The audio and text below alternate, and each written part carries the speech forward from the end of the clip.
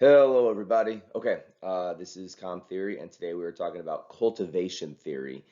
Cultivation theory, in short, is the slow process in which we acquire information, how we cultivate information, if you will. There's a few terms that you need to sort of recognize out of this, but there's also some really important information in here with regard to how to be a critical consumer of media. So what cultivation theory looks at is all of the small little changes in vocabulary or word choice that happen in our day-to-day lives, but specifically the media we'll get into, and how these little word choices start to change the way in which we think. And I have a lot of examples in here that we'll go through, but hopefully you see how small little changes of words, right? Word choice matters, and if we can kind of tweak small little vocabulary words as we're sort of presenting the news or the information of the day, over a long enough period of time, people can actually change the way in which you think, um, depending on your, political, social, cultural ideologies, beliefs. You might think these are good things. You might think these are bad things. There are plenty of ways in which I think changing words and vocabulary have been good things. There's other ways in which I think changing words and vocabulary have had a negative effect. All right, so I'll give you some examples near the end of this slide to discuss. All right, so Lippmann and Gerbner, I just need to know who these individuals are. All right, so what they bring to the forefront is that people's opinion transcend their lived experience. So what this means is that there is so much happening in the world that I can't experience all of it. So I have to base my knowledge on other people's reporting or other people's experiences or the books I read, or I have to trust my teachers. All right. So I cultivate knowledge not just based on my own experience because I can't go into the world and experience other things. There comes a time when I just have to trust other people's information in order to sort of put myself in a position where I think I know these items based on the media I consume, right? So this gets back to points I've made many times before. One thing that I am extremely interested in, mostly because I think it is an extremely important topic, is how is it that we live in the United States of America, but we are a very divided country, and we're not just divided on political ideologies, but we're actually divided on the facts of the matter, right? So if half the country gets their information from MSNBC and the other half gets their information from Fox News, those two news organizations are telling a very different story about what America is. They're telling a very different story about who President Trump was and who President Joe Biden currently is, right? So people start to talk, neighbors start to talk past each other because they just have a very different set of facts with regard to what is actually happening in the world. All right. Now, again, most of us, we don't read, laws that are being passed. We don't know the nuances of sort of the inner workings of government bureaucracy. So we have to trust our news organizations. And when the news organizations tell different stories about that, that's what we consume as sort of knowledge about what actually happened because we didn't experience it ourselves. And so, of course, we're going to go out in the world and we think that we know things when we might be misinformed. Um, there you have it. All right. Okay. So Gerbner also points out, most of what we know or we think that we know, we've never actually personally experienced. I'll give you an example on the next slide, right? So you come to this question of like, why do we support certain candidates or political positions? And it's mostly because, which politician tells us the best story? Which politician do we think has information? I'm really not sure. So a couple things you can think about, right? Should you raise taxes or lower taxes as a large political, position? Well, the first question to ask is like, how many of you have actually ever filed your own taxes? How many of you actually know how much money you pay in taxes per year? And then you might have a very different position on whether or not taxes should be raised or lowered. Just for your information, the average American citizen pays about 30% of their income in taxes. So one day, if you go off and make, let's say you start in salaries around $50,000 a year, you're going to take home maybe $34,000 after you pay all your taxes, right? And so these are things that, you should be aware of with regard to the inner working of the tax policy before you go out there and advocate for raising taxes or lowering taxes. You also probably want to be very aware of like where tax money is going. All right, how much money goes to military, Social Security, welfare, schools, infrastructure. These are things that you should be aware of before you just go out there and say raise taxes, lower taxes. All right. But again, we just sort of trust our politicians to take care of this stuff. But again, most of us have not experienced or are directly knowledgeable about the inner workings of tax policy. All right. Minimum wage, you might have an opinion about should minimum wage be raised or lowered. And then the question becomes is like, well, how many of you have actually ever owned a business and had to meet payroll?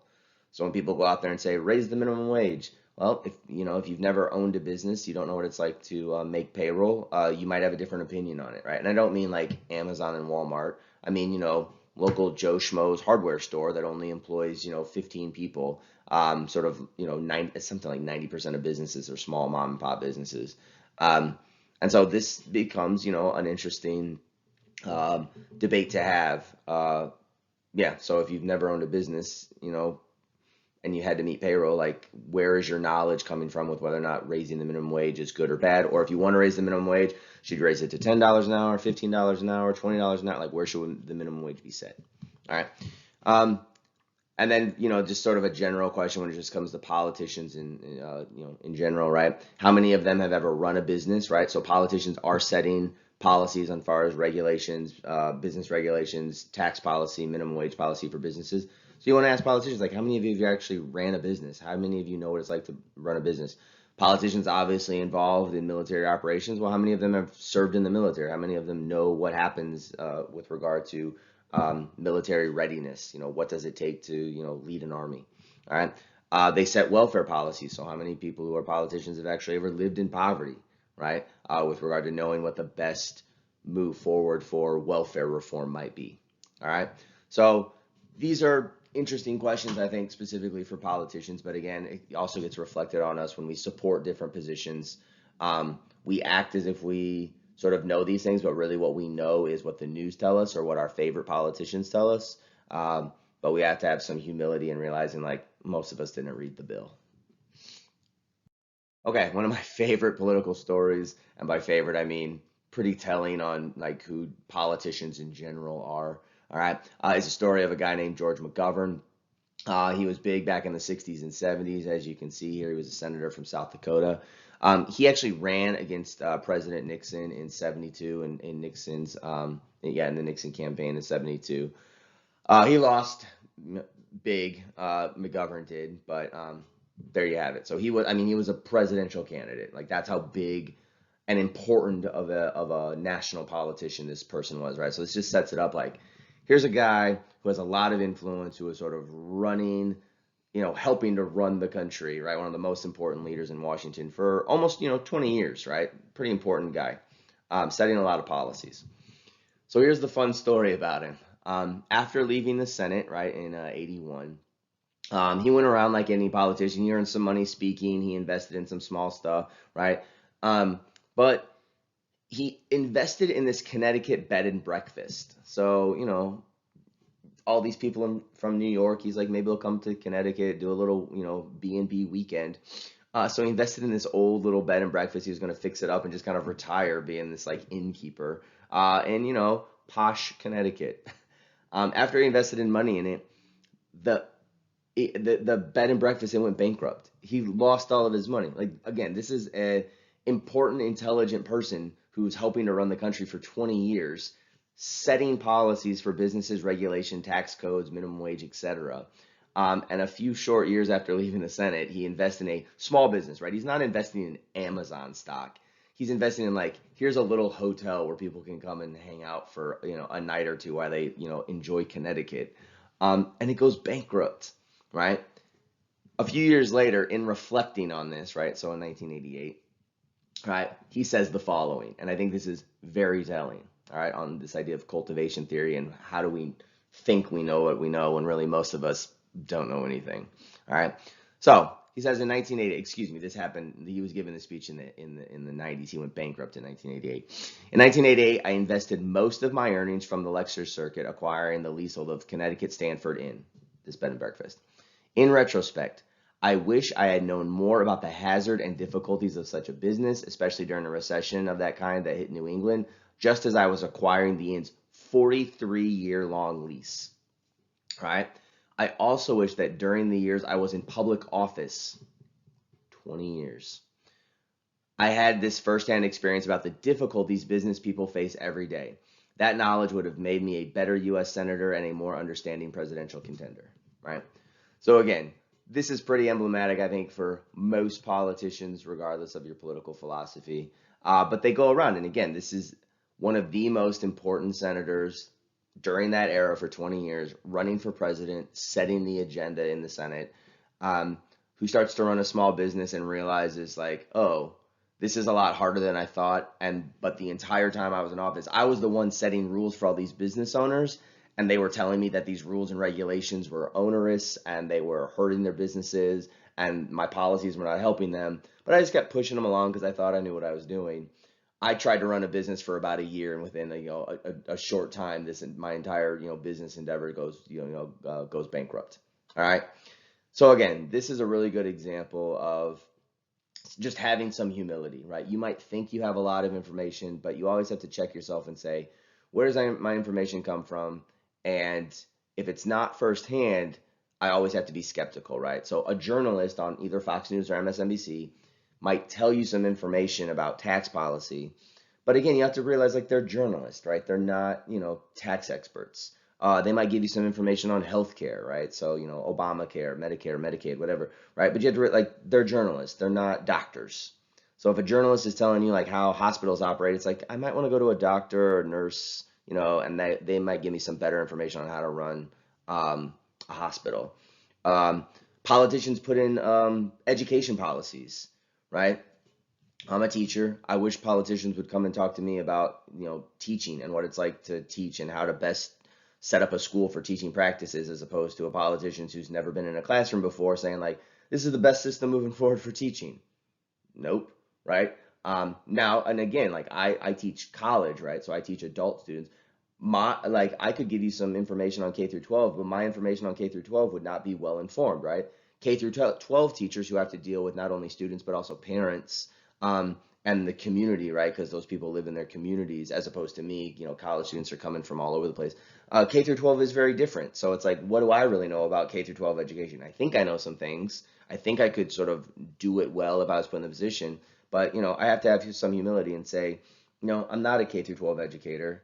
Politicians, people at the Department of Education, if they're not in the classroom, it's like, I don't really know if, they just need to have some humility. All right. So that's the big thing.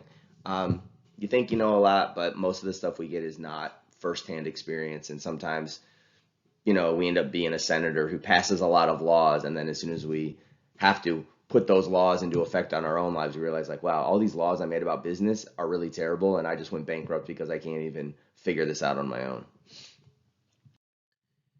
All right, TV and causation. So cultivation theory suggests that TV causes our views of reality to change. All right, so based on the type of TV you watch, it's going to affect the way in which you think the world actually operates. All right, so I'm just going to read this quote. This is out of the textbook I used to use. Don't use it anymore, but here you go. Television and other media play an extremely important role in how people view the world because they tell us stories in a compelling fashion. In today's society, most people get their information from mediated sources rather than through direct experience. So most of what you know about the world is through the TV, not through actually going out there and doing the thing. All right. Therefore, mediated sources can shape a person's sense of reality. This is especially the case with regard to violence. So a lot of these studies that are done on the media have to do with people's perception of violence in the actual world, right? Heavy television viewing cultivates a sense that the world is a violent place. Heavy television viewing viewers perceive that there is more violence in the world than there actually is in the world. People who don't watch TV that much think that the world is a less violent place, right? And that's the accuracy of it, right? So if you turn on, Channel 6 News, you're watching the nightly news, what they're going to report, is the crime that happened, right? Me not getting robbed today isn't a news story. Me going about my day and, not getting in some sort of violent altercation isn't a news story, right? Because it rarely happens. We highlight those things that are abnormal. Violence is abnormal in society, right? That's what the news highlights. But if you're watching the news every night, you're only going to see those violent stories. You're going to think the world is a lot more violent than it actually is. You're going to think people are more violent than they actually are. So they study some of this stuff specifically with regard to violence by going around and asking people how much TV do you watch, and then they ask them questions about, like, is gun violence up or down, right? Especially in like the last like 30 years. Now I've done this exercise with students. There's been a little bit of an anomaly over the last year that is somewhat correlated with the BLM protests slash riots last summer, with regard to police pulling back in certain areas. So homicides have gone up in various cities, but the overall trend is over the last 40 years, gun violence is way, way down, right? Violence in general as a crime over the last 40 years is down, but most students in the classroom think that, gun violence and violence in general is way up. And they start citing things like there's all these school shootings, and we hear about, we need gun reform on TV all the time. Truth of the matter is, like, violence is going down every year. The world that you live in now is safer than the world that you were born into, and most of you are only 20 years old. It's certainly safer than the world I was born into, and I was born into the world in the 80s. All right. So violence is constantly going down, but people who watch TV think that violence is on the rise because they see violence a lot throughout the day, because there's a lot of violence that is talked about on the news on TV, or a lot of violence that happens, all the crime shows you watch, or whatever. All right. Another very interesting statistic, if we were in class, we'd have a more engaged time talking about these statistics. But with the protests last summer, there's some almost disheartening statistics out there with regard to how we'll say how uncritical people are of sort of the news that they see, right? So for instance, you can go around and ask people this question, and this question just came out, I believe it was Pew Research. You can look it up, you can Google the research, but it's a reputable organization that's put these statistics out, right? So they ask people, what is the actual number of police shootings of unarmed individuals, right? Now, the BLM protests are specifically looking at unarmed Black Americans. So the research would also go into that, and they went around, and they would ask people, in the aftermath of all the BLM protests. And so what I would ask you right now is to get a number in your head as you're watching this, right? So what is the actual number of police shootings of unarmed Black Americans in the United States every year, right? And I'm specifically using the word unarmed, right? Because if someone is coming and shooting at a cop, that's going to get classified different, right? But if we're talking about sort of people who otherwise are unarmed, so they're probably, they're not necessarily being violent, right? And it runs the gamut of numbers, but most people are estimating somewhere between, 100 all the way up to, 1,000. Some people are estimating as high as 5,000, right? And the actual number from on a year-to-year basis is between 10 and 15, right? 10 and 15 unarmed people, unarmed Black Americans, excuse me, because you start including white Americans, it's going to get a little bit higher, right? But of unarmed Black Americans every year, police kill about 10 to 15. Now, we want it to be zero. We want that number to be zero, right? But solving an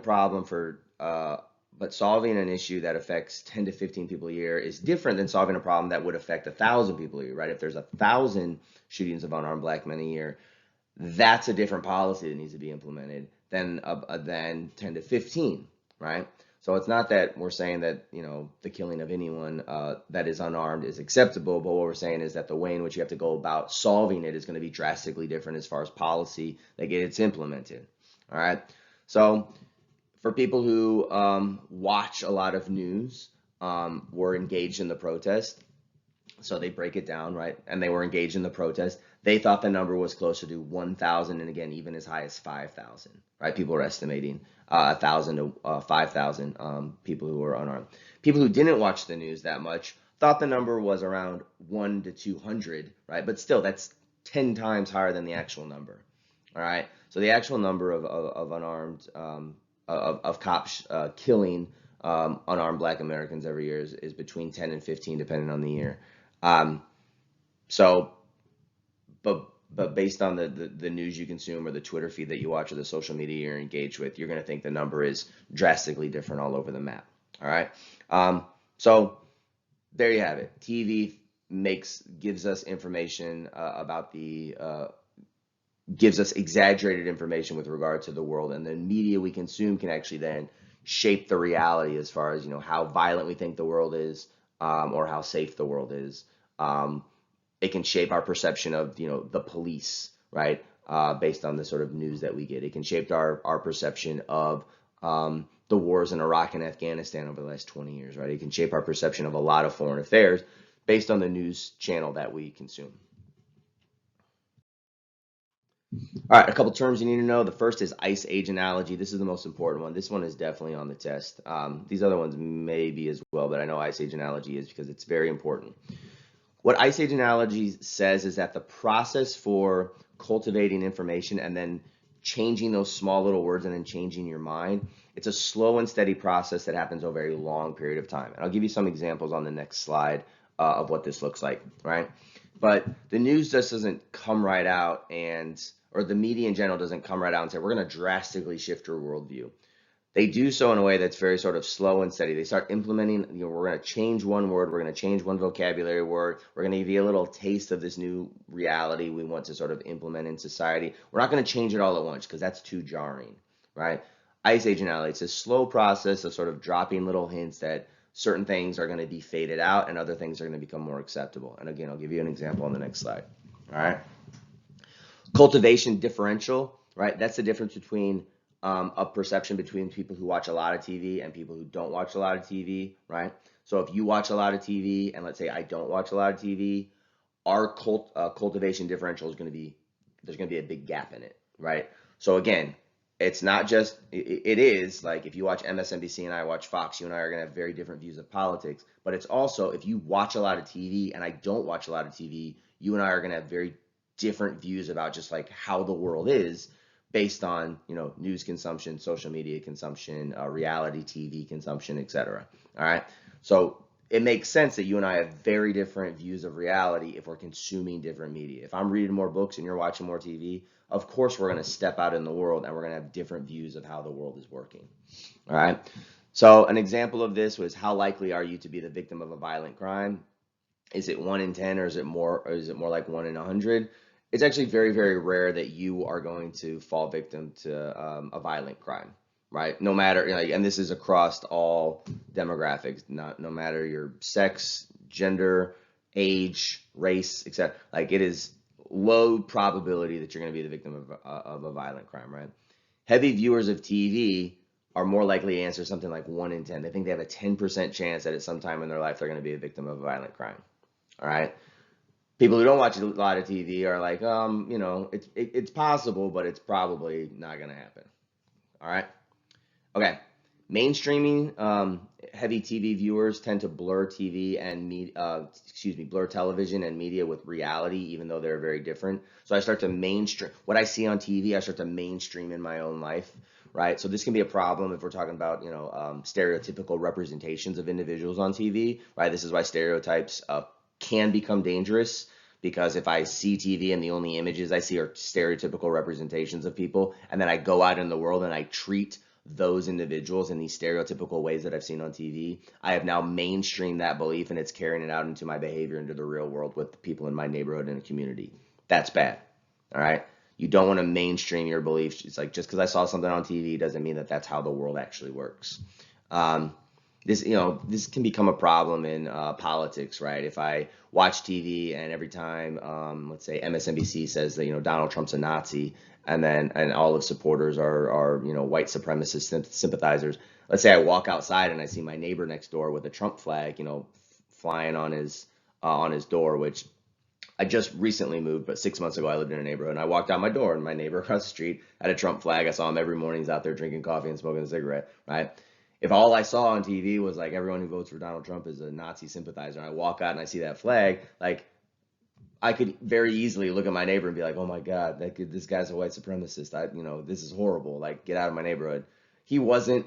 I lived in a very multiracial neighborhood. Everybody got along, helped each other out. We all had barbecues in the summer. It was a very nice place to live for the time I lived there. But again, if I'm a heavy viewer of TV and I'm getting that message, every time I see, a Trump sticker or a Trump flag, I'm going to make assumptions about the individuals who are supporting that candidate. All right.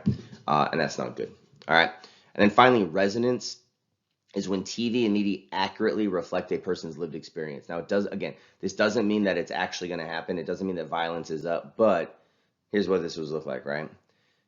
If, let's say I was robbed yesterday, right? The world isn't more violent. I think the world is more violent because I was robbed yesterday. I see a lot of violence on TV, and then I actually am robbed, right? My automatic view might be, oh my God, the world is a very violent place. And it's confirmation bias because I got robbed in the situation. Now, this does not necessarily mean the world is more violent. What it most likely means is that I'm just the unlucky person of which that violence happened to, right? The world is not a more crime-ridden place just because it happened to me. It's terrible for me, right? But it doesn't mean the world is more violent. It just means that like someone's gonna be robbed, and I might have been that 1 in 1,000 person who got robbed. So I just might have got the short end of the stick. I might have just had bad luck. All right.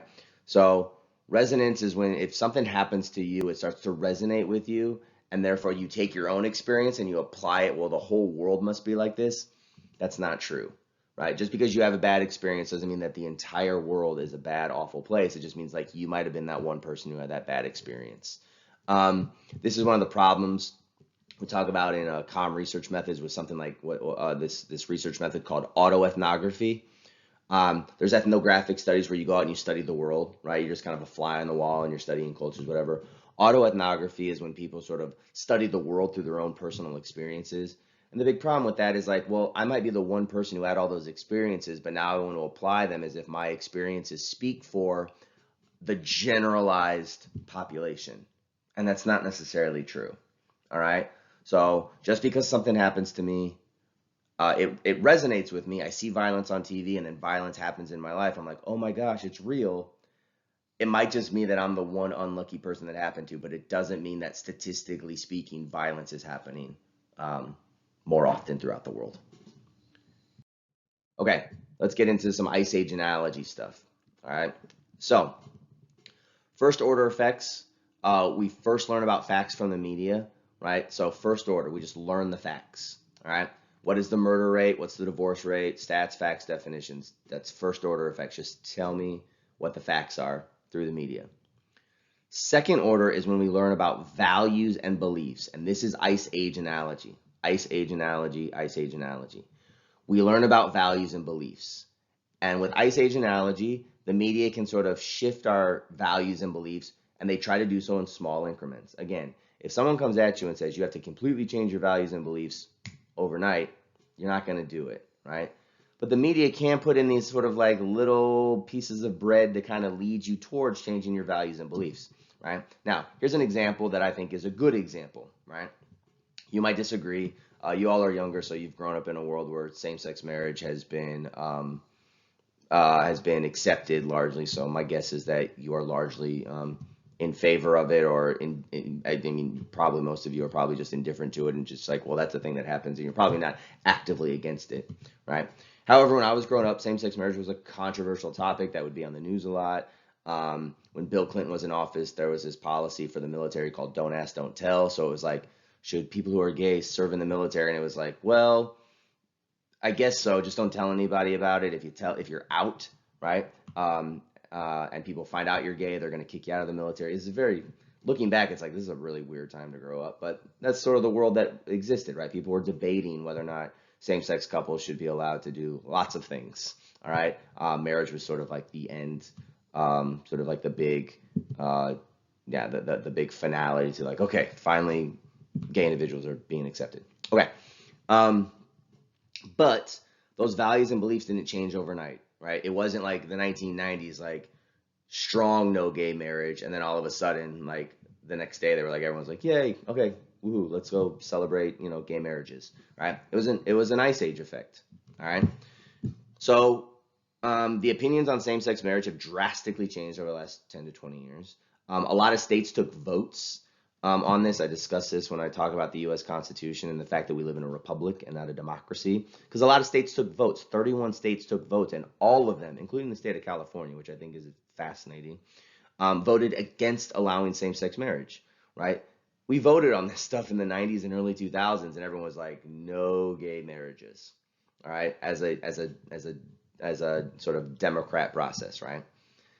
But now you poll people and you say, do you support? And like, it's something like 70, 75% of people are like, yeah, it's fine. Like, let people who are gay get married, right? It's this huge drastic shift, right? It went from like 75% say no gay marriage ever. And within 10, 20 years, like you're dealing with the same population. Like not many people have changed that much, right? Now it's 75% huge support, right? Nobody really cares. It's probably higher than that, all right? So in 2008, when then Senator Obama obviously becomes President Obama in 2008. Even then Senator Obama and Senator Clinton, right, Hillary Clinton, when they were on the campaign trail for the Democrat ticket, both of them opposed same-sex marriage. Both of them said like, no. You can look it up on YouTube. Hillary Clinton gives this like speech on the Senate floor when she's a senator that says like, marriage is between a man and a woman, and you're like, who is this lady?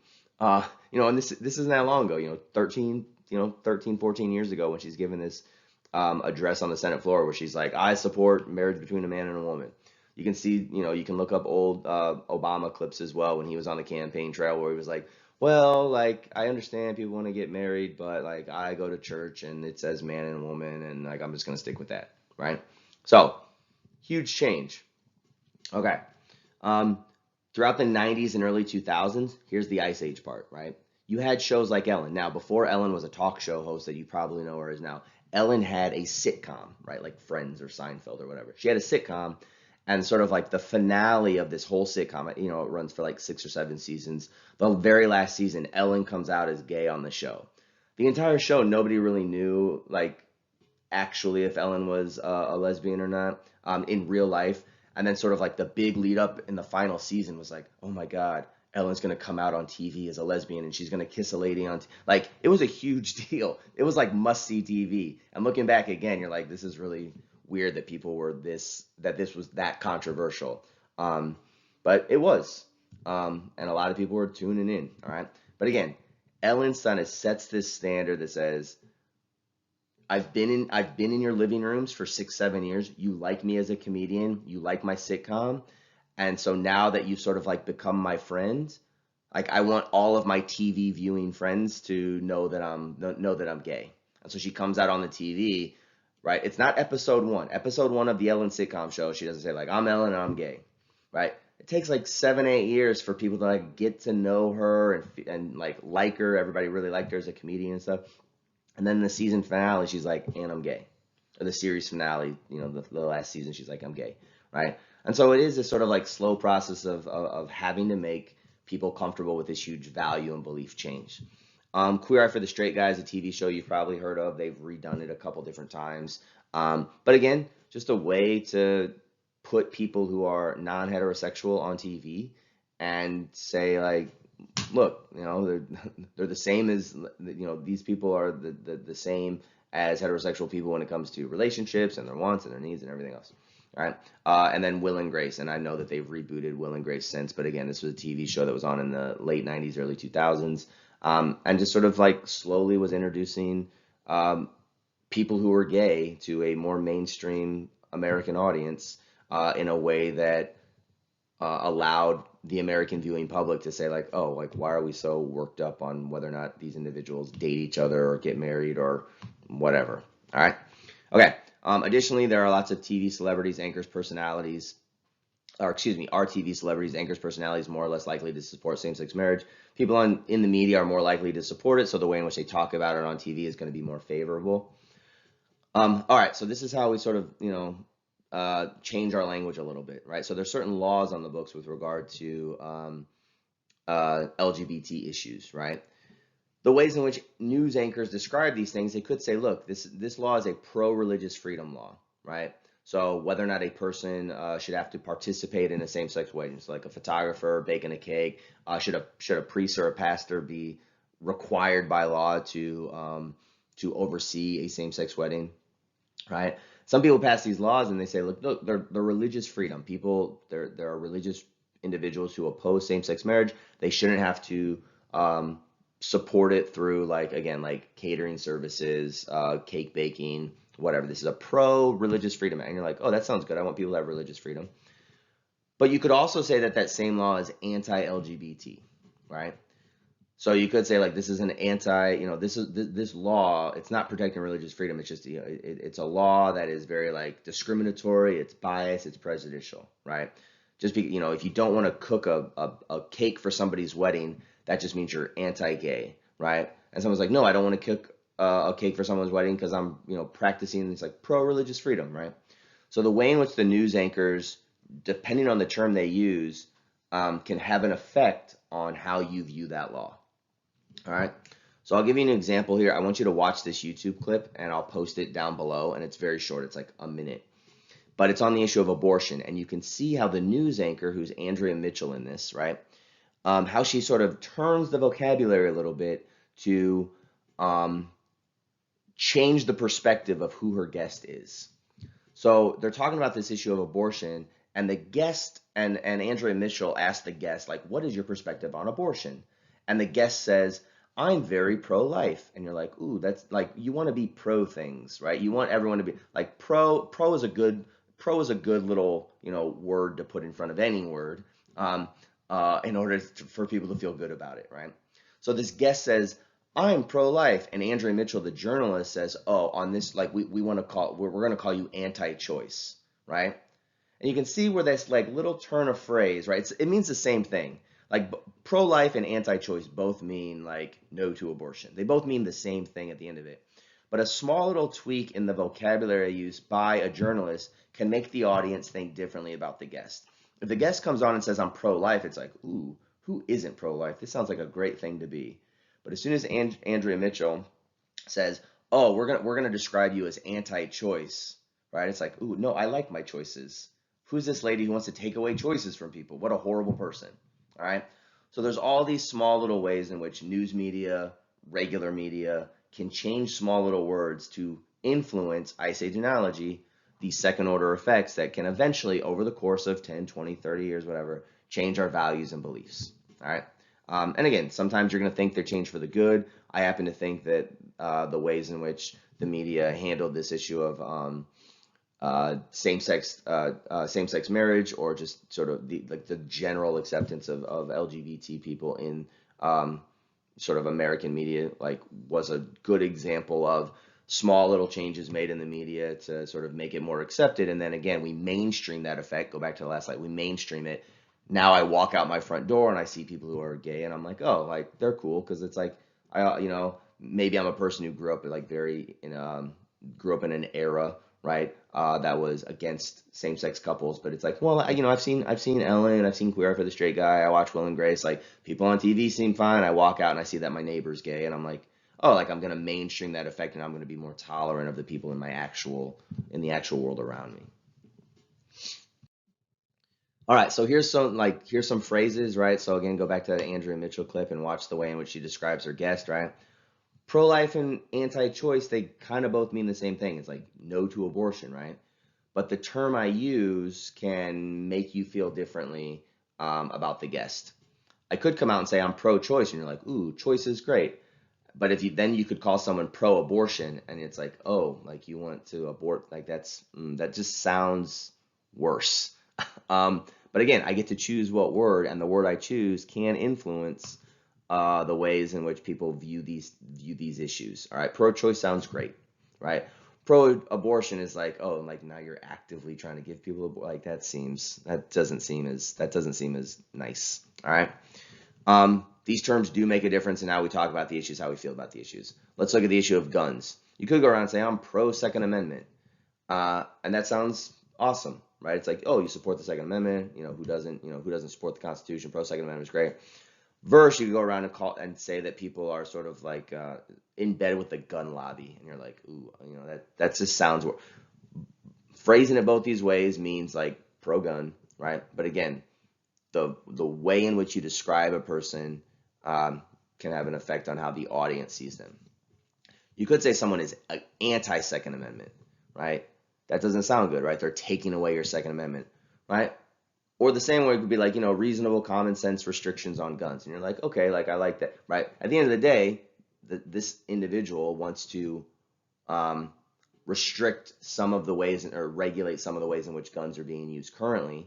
However, just the way you describe that person as, reasonable, common sense gun reform person or anti-Second Amendment person, it's going to affect the way in which people see that politician, that individual, and it could influence the way that they see the law. So you could say, like, this is an anti-Second Amendment bill. It's like, ooh, I don't like that. This is a reasonable gun reform bill. And you're like, oh, it could be the exact same bill. All right. But the way you describe it can change people's perception. And then finally, on the issue of free speech, everybody wants free speech. Well, if you want free speech, does that mean you're a supporter of hate speech? All right. Well, if you support free speech, that means you also support people's rights to say hateful things, right? You can't be that person who goes around and says, I support free speech for everybody, but don't let that guy say things that I don't like, right? Supporting free speech means that sometimes people are going to say things that you disagree with. And I have a whole video series on free speech stuff. We can get into the nuances later, all right? But again, the way you describe a person who supports free speech can drastically change your opinion of them. I want to create a safe environment for people, right? Ooh, that's good, right? But that could mean that I'm squashing, other people's free speech rights, right? Because some people are going to say things that make you feel uncomfortable, all right? Some people are going to say things that make you squirm in your seat a little bit, right? I have talked about this. I'll just reiterate it here. Like, what type of speech does the First Amendment defend? Well, truth be told, like, the First Amendment defends speech that you dislike the most, right? Because again, if we were all going around talking about puppy dogs and rainbows and how much we love each other and giving each other hugs all the time, you don't need free speech. The only reason you need free speech is to protect speech in which other people find offensive. That's when you need, you don't need a free speech law if everybody's just saying awesome things to each other all the time. The free speech law is specifically, or free speech amendment to protect free speech is specifically in the Constitution because the founders knew that people were going to say things that were objectionable, and that other people hated and didn't want them to say. And they, the founders were like, yeah, that's what the First Amendment protects people saying things that you don't want them to say. All right, we don't need a law to protect, puppy dogs and rainbow conversations. Okay, as far as, oh no, well, I'm covering up the rest of this phrase off of CNN, but you can sort of see how, the news can use, little mismanagement of words here and there to try to create a perception of reality that's just a little bit different than what you might think, right? So let's talk about this one. This guy right here with the pink gas mask on, or I don't know if it's a gas, I don't know if it's just like speakers for his microphone. I think it's a gas mask. This was last summer in Kenosha, Wisconsin. So there's lots of protests in Wisconsin over an individual named Jacob Blake who survived a shooting from the police. And CNN ran this headline for it, and they got a lot of crap for it. I don't think they've ever addressed it or ever said that they should have ran a different headline, but a lot of people were like, okay, this is getting a little ridiculous, right? So they would say things like fiery, but mostly peaceful protest. And if you say it's a peaceful protest, like, there shouldn't be fire involved. There shouldn't be, cars in flames in the background. There shouldn't be buildings being burned to the ground and graffiti everywhere and people throwing rocks and Molotov cocktails towards buildings to, set them on fire and blow them up, right? But CNN wanted to make sure that, we want to make sure we keep emphasizing this idea of peaceful and peaceful and peaceful and peaceful. So just say peaceful a lot. It's mostly peaceful. It's almost always peaceful. And it's like, all right, at some point you got to be like, look, this is no longer a peaceful protest. Like, there's things being burned to the ground. Like, this has now become a riot. There's ways in which, you could say it's justified or unjustified, or, you can support or not support. But to keep saying peaceful when there's sort of like obvious pictures on the screens of everything being burned down, people were like, okay, this is kind of overstepping this line. But again, CNN wanted this story in your head with regard to, the peacefulness of the protest. Something similar happened over here on MSNBC. This was not in the headline on the bottom of the screen. This is Ali Veshley. He's a correspondent for MSNBC. But you read the transcript, you can go on YouTube and watch him talking about it. But he does similar things, right? He says, look, he's like, it's getting a little, he's like, it's getting a little rough out here, but this is a mostly peaceful protest kind of stuff. And everyone's like, dude, like, look at the background. Like, can we stop it with saying it's a peaceful protest? I feel like you're gaslighting me. I can believe my eyes here.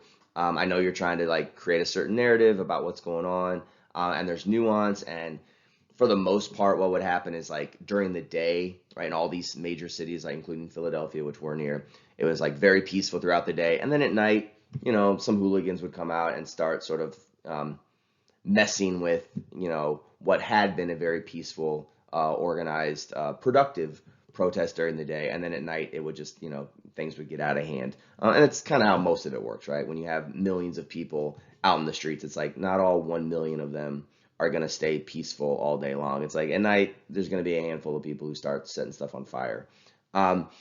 So small little word changes in the media narrative can sort of change the way you think about it. Washington Post got a little bit of crap for this headline. Al-Baghdadi, who was, this terrorist mastermind, right? Washington Post changed their headline, right? So they have here like Al-Baghdadi, extremist leader of the Islamic State of ISIS, right? Dies at 48. And you're like, oh, okay, like I know who he is, right? He's an extremist leader of ISIS. Like this is kind of a bad guy. And now he's dead, right? They had an earlier headline that said Al-Baghdadi, astute religious scholar, right? And you're like, hold on a second, like a religious scholar of ISIS, like that's a weird way to describe somebody who is at the head of a large terrorist organization. And so Washington Post, they could have chose either one of these words the first time around, and they're picking different words. And again, this headline, it's like, oh, al-Baghdadi, an extremist leader of ISIS. You're like, ugh, like, okay, I know who this guy is, right? And you have a negative view of it. The same article with a different headline says al-Baghdadi, astute religious scholar. You're like, oh, he sounds very professorial. Like, oh, he's just like me. I'm also a scholar of such. Maybe him and I can teach a class together. You have a very different view of who this person is based on the word choice. All right. And the media does this all the time. All right. A couple more examples of this. CNN got in trouble for this in 2016. They actually issued an apology because they were like, it was the wrong thing to do. So this was a story. This was when the story originally ran. So this is a screenshot. The story originally ran in August of 2016. And this is just, average Joe guy over here. He saves a baby out of a hot car. We see these stories every summer. And you're like, good for him. So this is HLN, which is which is owned by CNN. So there's CNN, and then there's like a little offshoot, like they play it in the airport. It's more of like a feel good news channel. They do all these like human interest stories and stuff on HLN. It's less sort of hard hitting news, but it's owned by CNN. So CNN is in charge of this. All right. And then when they run the replay of it, right? So the news usually works as like they have the live stuff, and then like 3 hours later they'll run it on rerun, right? That's how you fill 24 hours of a news cycle. They keep rerunning clips all day. They run the clip later in the day, and people are like, hold on a second, like what happened over here? Like you blurred out the guy's shirt. And a lot of people called it on it. CNN later said like, we apologize, we shouldn't have blurred out the shirt. But again, this happened in August of 2016. So it's about, it's a couple months before the election. This guy's wearing a Trump shirt. The story has nothing to do with Trump. It's about, this guy like saved a baby. It's like, let him wear whatever shirt he wants on TV. I don't care. If you're saving babies, like good for you, right? But again, this is sort of like this small little way in which the news at this moment made a small little edit to a story, right? And it had nothing to do with the story, right? What shirt you wear has nothing to do with whether or not you're saving babies in the car. The guy could have came on shirtless for all it mattered, and still talked, intelligently about saving this baby in a car. But they sort of like changed it a little bit, and CNN's like, yeah, we shouldn't have changed it. And the theories are that CNN just didn't want to highlight whether this is true or not, who knows. But the theories were like CNN didn't want to highlight somebody who supported Trump leading up to the election. They didn't want to portray him in like a good light. They didn't want to show like a positive Trump supporter because they wanted to run a different story about Trump supporters. Whether or not that's true or not, I don't know. CNN they basically just released a statement and said, yeah, we shouldn't have done it. This is really weird. Everyone's like, you've never done this before ever. You've never blurred out anyone's shirt on TV. This is a very weird thing to do. And CNN had to apologize, right? So again, it's this sort of like Ice Age thing. It's like they're changing little things. And then you start to wonder if they're going to change, blur out somebody's shirt. It's like, what other things are they just kind of like editing out of stories, right? When they really matter. Like this story is large political policy, doesn't matter. Obviously, it matters to the family and the baby who was saved in the car, right? But for large policy, it doesn't matter as far as like shifting large narratives of conversation. And you're like, if the news is gonna like make this little change to somebody's shirt, it's like, are they gonna change something where it's like pro-life versus anti-choice? Are they gonna change something where it's like you're anti-Second Amendment to like common sense gun reform? Are they gonna change people's opinions of like on how they're changing opinions on the issue of like same-sex marriage, right? It's like the news and the media can make these little tweaks, and you have to be aware of them because they're small and they're subtle, but over a long enough period of time, they do shift people's opinions. And again, depending on where you fall on the issue, it could be good, right? It could be bad, um, based on what you think should or should not be changed. Okay, if there's a small little glitch, I apologize because I screwed up the slide and hit the space bar too much. So the last example of this is a satirical headline that the Boston Globe ran before the 2016 election. So this is satire. This didn't actually happen, but the Boston Globe was trying to prove a point, right, of what would happen if Donald Trump was elected to the presidency. All right.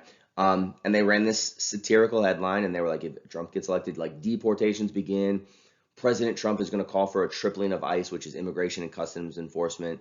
And then they have this like whole story. It's like Trump sends out, immigration enforcement officers. They're going to knock door to door. They're going to check everybody's paper. If you don't have papers, you're going to get deported out of the country, right? And you're like, oh, this sounds awful, right? And it's like, yeah, I don't want that I don't want cops knocking on my door, knocking on all my neighbors' doors, asking us for paperwork to make sure that we're legally in the, like, I don't want that to happen. This sounds like scary stuff, all right? But that's a headline that they could run, like you could run with, right? Deportations to begin, right? Now, another headline you could run with is this. Like, think about this headline, like deportations to begin, which sounds scary, right? But you could equally, like, as far as like what would actually happen, you could run a headline that says President Trump enforces the law. And you're like, oh, I like that laws are being enforced. We elect representatives to Congress to make laws, and once those laws are enacted, like they should be enforced. That sounds like a good thing, enforcing the law. And the law is if you are in the country illegally, like you are supposed to be deported, right? There's a process involved that includes judges, etc. But that's what the law is, right? So there's different headlines that you can run in a newspaper. Now, again, this is satire, but you can start to apply this to all of the news that you watch, all the news that you read. Every time you see a headline, is there a way that you could say the same thing in that headline but make it sound positive or negative? Is there a way that someone could write that headline to see for that issue to seem more favorable or unfavorable, right? And again, largely this is what the difference between MSNBC and Fox News. They both report the news, but they just sort of slant the headline a little bit. So as you go into consuming the news, you either have a favorable news view of that news story or you have a negative view of that news story. So if I pick up the Boston Globe, and again, this is satire, I pick it up and it says, deportations to begin. President Trump is tripling ICE, which is like tripling the police force to go door to door and kick people out of the country. That sounds scary. That's like stormtroopers kind of stuff. That's like, oh, this is putting me in a frightening mood, right?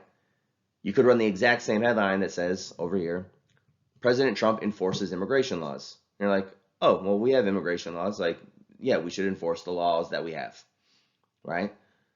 That seems less scary to me.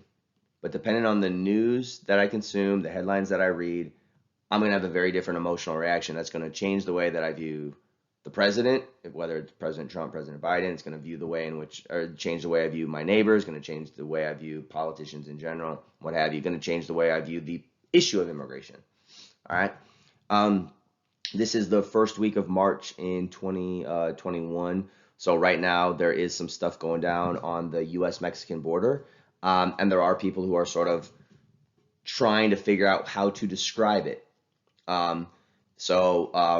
The numbers, the rough numbers that I know of is right as President Trump was leaving office, there was about 1,000 people coming over the border every day, and people are like, this is a lot, 1,000 people coming over the border. And since Joe Biden has been inaugurated, right, so he's been in office for 6 weeks now, that number has jumped from 1,000 people a day up to about 4,000 people a day. And so now there's a lot of journalists out there saying, you know, is this a border crisis? Like this seems like a crisis. Like 4,000 people like crossing the border illegally every day seems like a crisis. And there's people who are like, well, it's not really a crisis, it's more of a challenge, right? And you can say, oh, okay, I can see what people are trying to do here, right? At the end of the day, you know, 4,000 people crossing into the United States uh,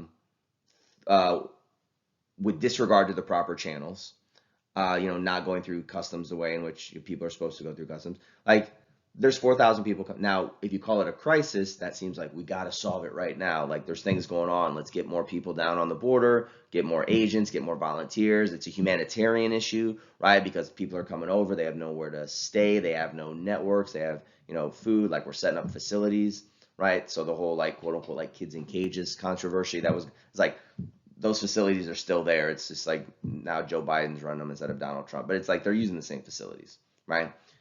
But the way in which you describe it is going to give you a very drastically different perspective on what is happening. If you say it's a border crisis, you're like, has to be solved right now. If you say it's a border challenge, you're like, oh, like there's lots of challenges in the world. Like we can deal with this. Like it should be taken care of, but it's not overwhelming. All right. So all this to say, when it comes to cultivation, the way in which the media frames things, they can give you accurate information, but they can always substitute words. All right, anti-choice, pro-life, pro-gun, anti-gun, anti-Second Amendment, free speech, hate speech, border crisis, border challenge, you know, and it's all Ice Age based. So it's all kind of slow little drips that come into our world that's going to make us perceive the challenges of the country differently. It's going to make us perceive our presidents differently based on the way in which they're described or talked about, you know, various, you know, verbiage, adjectives, you know, how we describe things is, you know, kind of creates reality for us because, again, cultivation, I have to cultivate knowledge because I haven't experienced it all for myself. All right. Okay. That is cultivation theory. Hope you got something out of it, and I will see you all next time around.